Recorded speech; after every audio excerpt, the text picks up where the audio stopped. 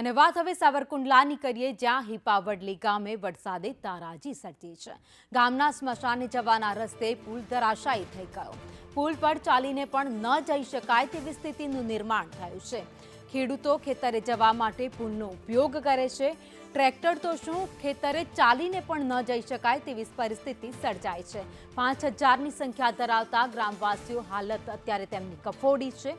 પુલ તાત્કાલિક રિપેર કરવામાં આવે તેવી ગ્રામજનો માંગ કરી રહ્યા છે।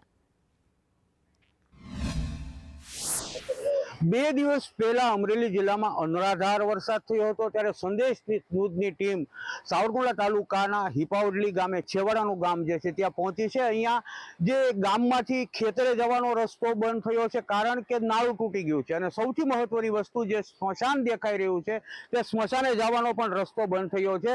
આ જે પુલ જે હતો, એક જ પુલ હતો, તે ખેતરે જવાનો અને સ્મશાને જવાનો એક જ રસ્તો હતો, તે રસ્તો તૂટી ગયો છે। ભારે વરસાદને કારણે અહીંયા મોટી તારાજી સર્જાઈ ગઈ છે। અમે બહુ મુશ્કેલીમાં છે।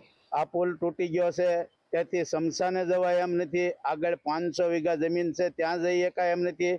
જમીનની અંદર વાવેતર થઈ ગયું છે, લોકોને ખેતર જવું છે પણ જઈ શકવી એમ નથી। 20 વર્ષ જૂનો હતો આ પુલ, અને આજે પાણી વધારે ઉપર વરસાદ પડેલો એના હિસાબે આ ધરાશય થઈ ગયેલો છે। હાલ અત્યારે અહીંયા ખેડૂતોને પછી સ્મશાને જવા માટે આ લોકો બધાય મુશ્કેલીનો સામનો કરી રહ્યા છે। હાલ આ તાત્કાલિક પુલ ગમે તે આયોજનમાંથી સરકારશ્રીને નમ્ર વિનંતી કે અમને આ તાત્કાલિક આ કામ પૂર્ણ કરી આપે। 500 વીઘા જમીનની અવર જવર છે અહીંયા, અને અત્યારે રસ્તો હાવ બંધ છે। 2 દિવસ કોઈ જઈ શકતું નથી ખેતર, અને આ મુસીબત તો બાજુમાં મૂકી, પણ કોઈ અવસાન થયું હોય તો સ્મશાને જવાય એવી કોઈ પરિસ્થિતિ નથી। અને સૌથી મહત્વની વાત એ છે કે ગામમાં કોઈનું મૃત્યુ થાય તો સ્મશાને મૃતદેહને પહોંચાડવો પણ અશક્ય જેવી પરિસ્થિતિનું નિર્માણ થયું છે। ત્યારે લોકોની એક જ માંગ છે કે તાત્કાલિક આવવા જવાનો રસ્તો ક્લિયર કરાવે। સૂર્યકાંત ચૌહાણ, સંદેશ ન્યૂઝ, અમરેલી।